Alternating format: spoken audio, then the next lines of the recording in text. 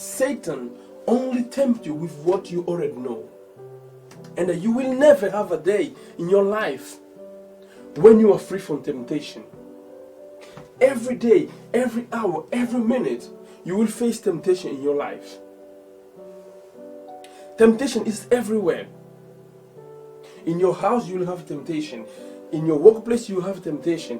At school, you will have temptation. At university, at a hospital, even when you're driving, you will still face some temptation. So there's no way for you to escape it. In essence, temptation is not a bad thing.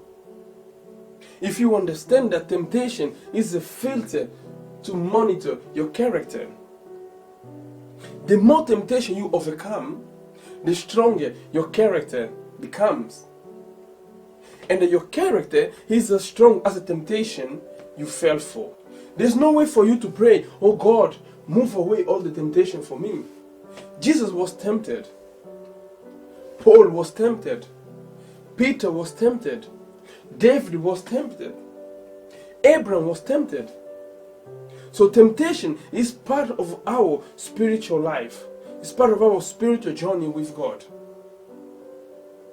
And when we go back to garden, do you remember how Satan convinced Eve to pick and eat the fruit? Get your Bible. Go to Genesis 3 verse 5. That was the conversation. In this verse, you see a part of a conversation Satan had with Eve. And Satan said to Eve, "Do you know that when you eat the fruit, your eyes will be opened, and you will be like God, knowing good and evil?" That was the part of conversation Satan had with Eve. So the temptation, the line of temptation was, do you want to be like God? And why Satan said that to Eve? Do you want to be like God? Because God is all powerful. God is almighty. Everyone wants to be like God. But if you look, she already knew that she was like God. Because in creation, God said, "Let us make man in our image and our likeness." So Eve was like God in her image and her likeness. You see, Satan can only tempt you with what you already are. So your greatest danger is the lack of self-knowledge. Somehow, Eve got so distracted that she forgot who she was. Eve was so distracted in looking into what God already told her to avoid that she forgot who she was. Sometimes we are like Eve. We get ourselves in so much trouble that we forget what God already told us we are.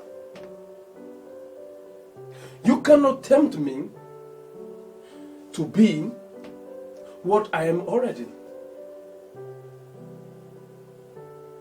I know I'm like God. You cannot tell me, do you want to be like God? And let me give you some example of how our ignorance make us disbelieve ourselves. How your lack of knowledge, how your lack of self-knowledge, how your lack of belief make you disapprove yourself. A little temptation, you get into argument, someone start provoking you, then they call you, you look like a monkey. You are fighting, you get into explosive argument, you're trying to prove a point, you get into debate. Why? Deep down in your heart, you know you are not like monkey. And that you know you were created in the image of God. Let's read again. Get your Bible, read again. Let us make man in our image and our likeness. So you are like God. Don't let ignorance make you disbelieve and disapprove yourself.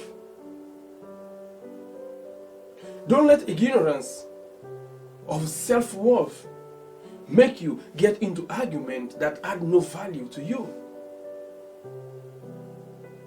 Temptation that you face, you already know. David knew that he was doing something wrong. That's why he had to hide it.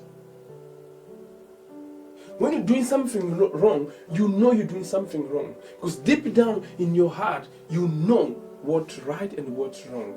That's why you try to hide it. So don't get into temptation that you already know the outcome. You already know that it will lead you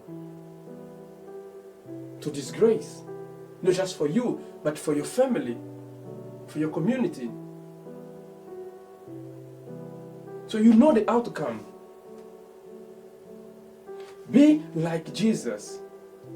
The woman at the well, what Jesus told her, if you knew who I am, you would ask me for living water. So when someone provoke you, when you feel that you are behaving like Eve, allowing a voice of Satan take over, remember you are made in the image of God. So little temptation should not never make you disbelieve yourself.